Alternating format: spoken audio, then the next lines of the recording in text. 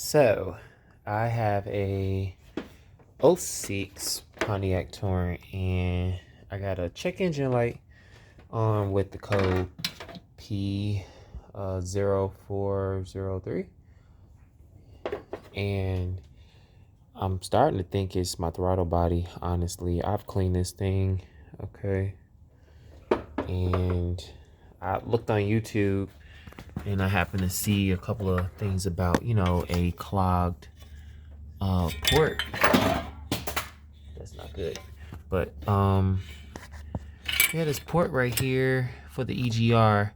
The EGR is, it's new, but it's not working like it's never been touched. But yeah, it's just not working.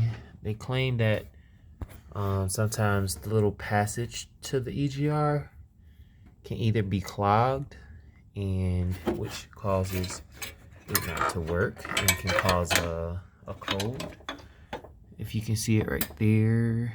But as you can also see, the whole intake manifold is like really oily and like carbonated. So I'm gonna just try this, and hopefully it might work. It may not, but I'm gonna try to clean it and see what happens.